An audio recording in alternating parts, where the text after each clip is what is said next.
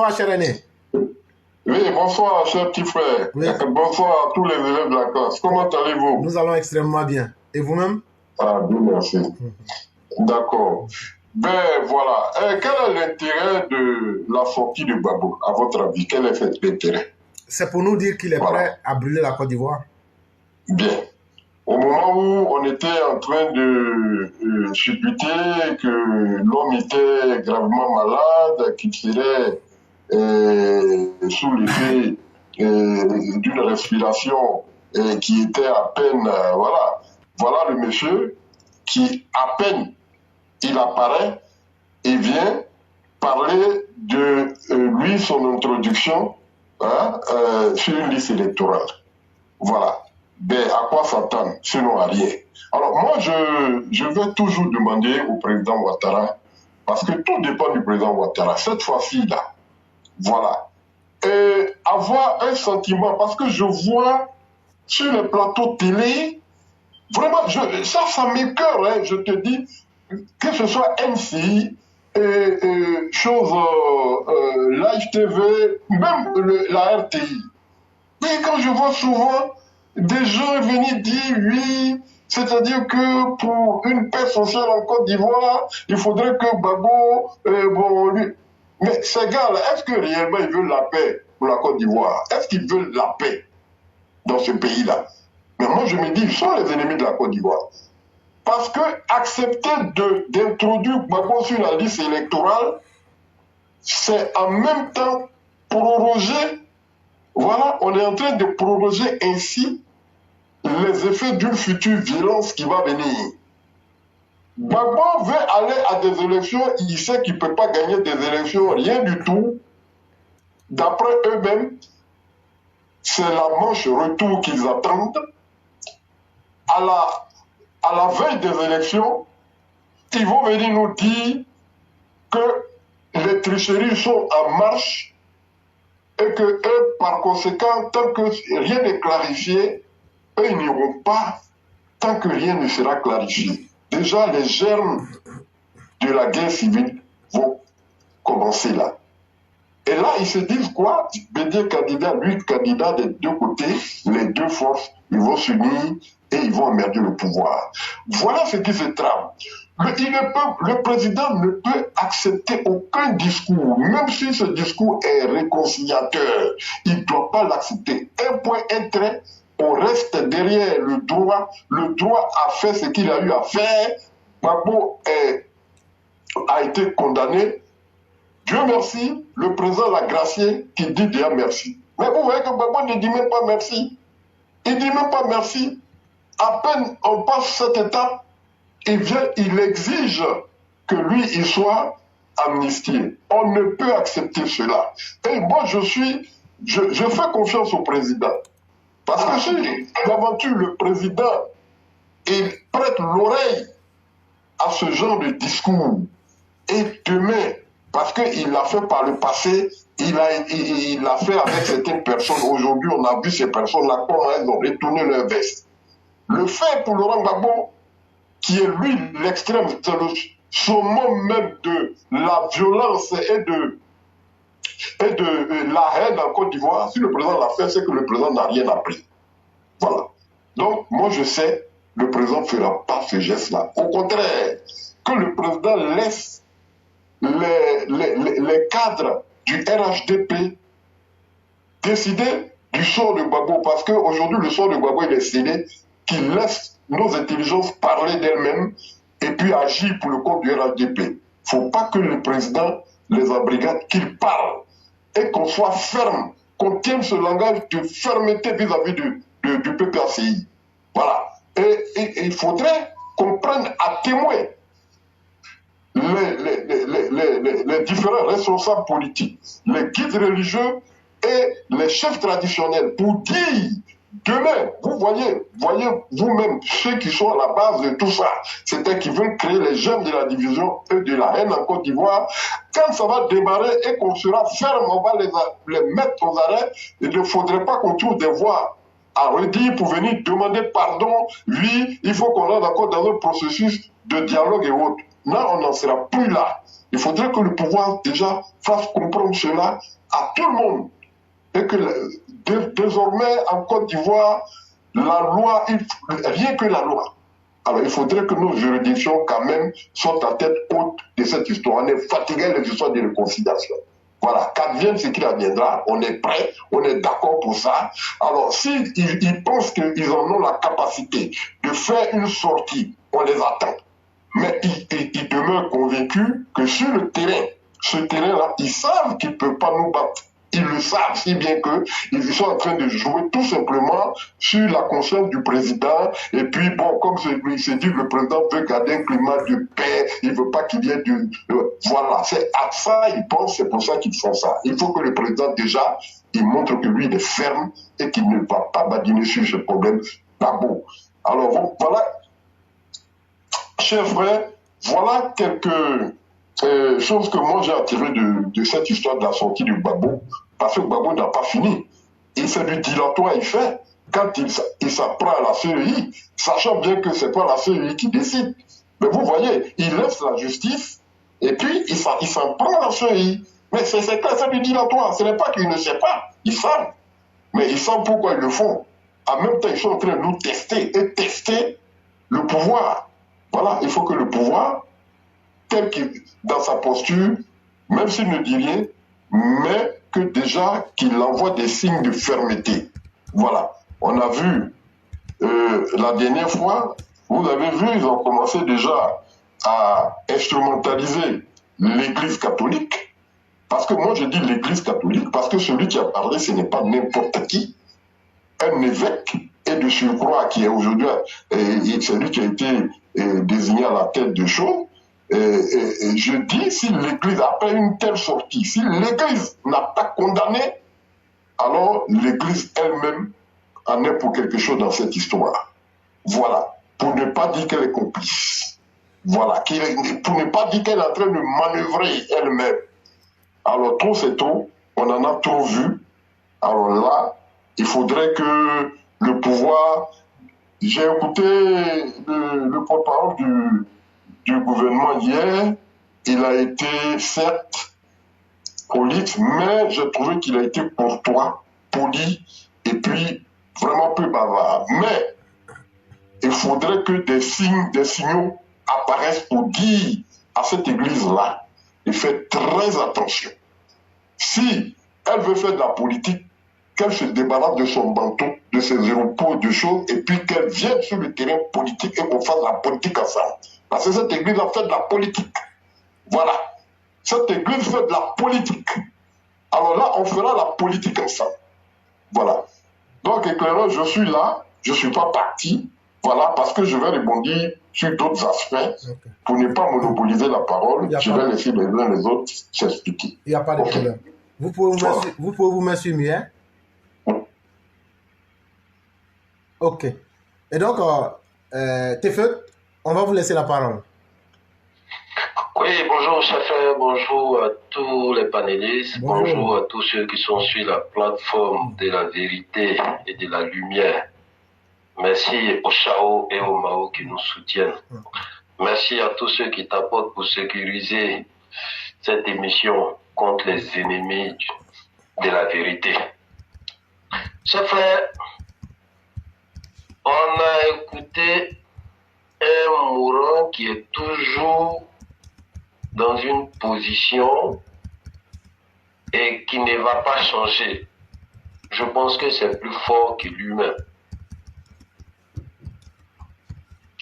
On a écouté le monsieur nous dire qu'il a été jugé, mais il n'a rien reçu comme notification et tout. Mes chers frères, si une fois ce monsieur-là s'adressait à tous les enfants de la Côte d'Ivoire, je pense que lui-même, il allait tourner sa langue cette fois, ou bien ils allaient faire des autocritiques entre eux-mêmes pour voir comment les gens vont réagir avant de sortir publiquement pour venir s'adresser aux gens. Mais malheureusement, ce monsieur-là a formé des zombies et donc il pense que toute la jeunesse ivoirienne ont les cheveux au Bénin. Lorsque le monsieur nous dit qu'il n'a reçu aucune notification, que ce soit sur le procès et sur son jugement, mais qu'est-ce qui a fait opposition si on ignore même le jugement?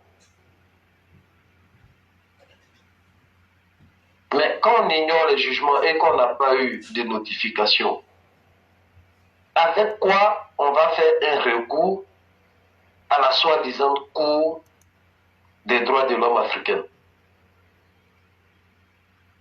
C'est avec une décision de justice dont on n'est pas d'accord. Et lorsque on a utilisé tous les recours en interne, on va à l'externe. Donc, avec quelle notification ou bien avec quelle décision ils vont à la Cour africaine des droits de l'homme? Voilà pourquoi je dis ce monsieur-là, c'est-à-dire, il n'est jamais sorti parmi ceux qui l'a zombifié. Donc, du coup, il s'est dit, les gens ne réfléchissent pas. Maintenant, en Côte d'Ivoire, le jugement, c'est un jugement pénal qui, après décision, a fait que ce monsieur-là même n'a pas le droit de voter par rapport à l'article 4 et n'a pas le droit d'être inscrit sur la liste électorale. Et on voit une soi-disant décision de cette justice de la Cour des droits de l'homme. Mais bizarrement, là-bas, ils vont faire un procès civil. Voici où ceux-là sont toujours dans la manipulation. Pourquoi un procès civil là-bas, alors qu'en Côte d'Ivoire, ça a été un procès pénal qui t'a condamné, et face à cette condamnation-là, à cette décision-là, ça limite tes droits.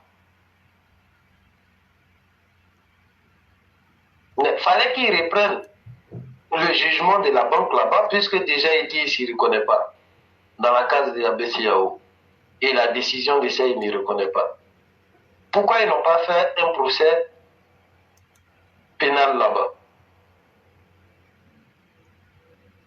Mais quand ils font un procès pénal là-bas et ils nous ramènent une soi-disant décision, est-ce que cette cour-là a pris connaissance de pourquoi le monsieur, il n'a plus ses droits en tant que citoyen pour voter ou pour s'inscrire en venant décider autrement? Parce que moi, je pense que pour des gens, peut-être qu'ils sont sages. C'est la première question. Mais le monsieur, comme un manipulateur né, qui aujourd'hui vient encore dans les sentiments. Mais chaque fois qu'on va faire une réclamation à la CEI, c'est pour rectifier des erreurs, peut-être sur le nom ou la date de naissance, ou la réclamation même peut être de savoir pourquoi le nom n'est pas sur la liste électorale.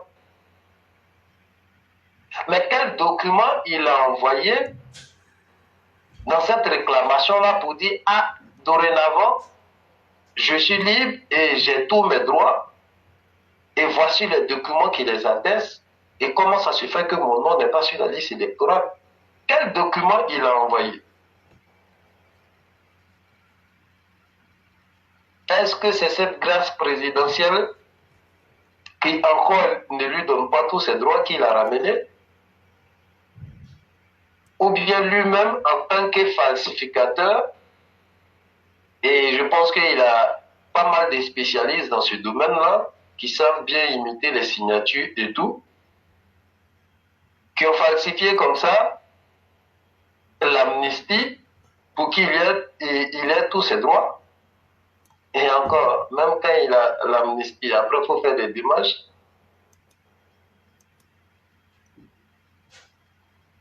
Et le monsieur, il continue encore, c'est-à-dire c'est quelqu'un qui a été toujours ingrat. Ingrat de ne jamais reconnaître celui-même qui est le père géniteur en refusant le nom de ce dernier-là, du nom de M. Silla, pour aller prendre un nom de prêtre.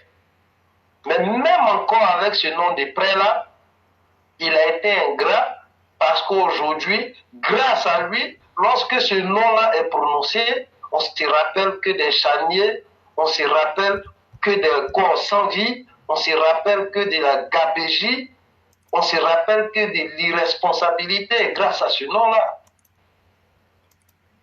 Et quand il nous dit qu'il ne veut pas aller et laisser ce nom-là être sali,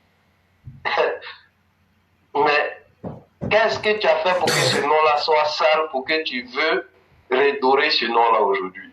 C'est ça le vrai problème. Parce que moi qui suis là, je marche tête haute. Parce que je sais que je ne suis pas parfait, mais quand même on va me reprocher peu. Mais lui, lorsqu'il veut laver son nom, qu'est-ce qui a fait que ce nom-là est sale? Qui se pose ces vraies questions-là et puis vient les déposer sur la table pour contredire les gens. C'est si ça, on l'attend. Parce que les héritiers de ce nom-là, il leur doit ça. Parce que grâce à lui aujourd'hui, ce nom-là est connu, mais de la mauvaise des manières. Grâce à lui, ce nom de prêtre-là fait peur aux enfants, à une génération en Côte d'Ivoire. Et qui veut encore même toujours traumatiser. Combien de générations, monsieur avec son nom de prêtre-là, a sacrifié? Il y a eu la génération 90, et ça nous a produit des criminels à article 122, des adorateurs de coups d'État par-ci, par-là, des adorateurs de œufs africains. Et on a connu encore une génération 2000. On est cœur, on y va. Vous êtes en train de marcher, arrêtez de marcher, courez. Combien de générations il a sacrifié? Et là maintenant, il revient encore en 2022 là, 23 là. Toutes ces deux générations qu'il a sacrifiées, aujourd'hui ont des enfants. Et qui veulent se battre pour protéger ces enfants contre l'épervier qui traîne toujours en l'air et qui est toujours à la recherche des poussins. Nous, on veut protéger nos poussins aujourd'hui. Parce que nous, on sait que ce monsieur-là a sacrifié pas mal de générations. Mais malgré ça encore, il veut sacrifier encore ces poussins-là dans sa manipulation. Mais quel nom tu veux laver?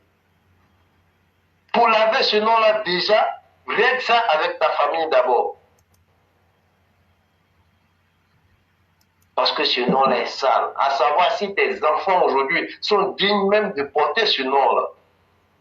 Donc si tu veux laver ce nom, va honorer ta petite famille d'abord. Pour qu'elle-même t'aide à laver ce nom-là.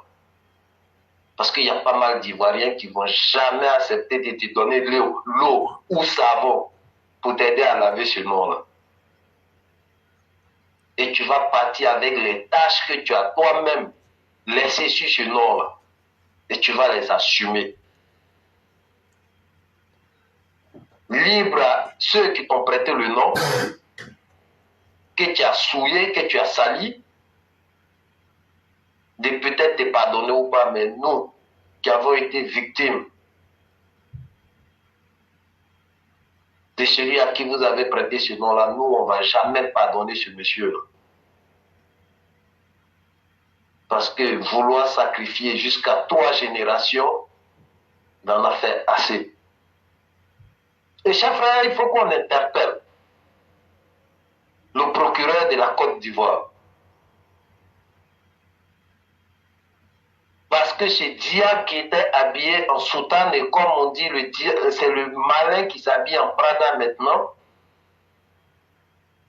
avec le ministère des cultes, il faut qu'ils interpellent ce monsieur-là pour lui dire 2 mots. Parce que jusqu'à preuve du contraire, il n'a pas encore compris que la Côte d'Ivoire est un pays laïque. En voulant trop répondre à ce monsieur ou à son groupe, parce que c'était après, je crois, une conférence où ce monsieur-là même était avec tous les représentants apparemment de trucs de l'église catholique, que le monsieur est venu avec ce genre de message. Et à vouloir trop les répondre, ça va mettre dans la conscience des gens qui se reconnaissent dans ce truc-là, dans les bords religieux-là, à prendre position. Et c'est ça le vrai but de ces serviteurs du malheur, malheureusement, qui n'ont plus peur, qui ont pris place même dans la maison de Dieu. Parce que le message, c'était pour préparer aussi la conscience de ceux qui les ont fait confiance, à prendre une position claire. Et nous, en retour, qui voulons imposer la vérité et éclairer la lanterne des gens, éveiller la conscience des gens, en répondant, il y a d'autres qui vont se sentir frustrés et qui vont aller dans le sens de ces serviteurs du malheur. C'est le nom dit. Préparer une guerre religieuse. Parce qu'aujourd'hui, on se retrouve en train de répondre et interpeller. Encore s'il y a des responsables, en tant que responsables de l'église catholique, qui devraient sortir et rappeler ce monsieur-là que les guides religieux ne doivent pas avoir des messages politiciens. Mais il faut qu'ils se fassent entendre, se faire entendre par Ado Richard, et s'il y a un ministère des cultes, il faut qu'il soit interpellé. Parce que ce monsieur-là, c'est un vrai danger.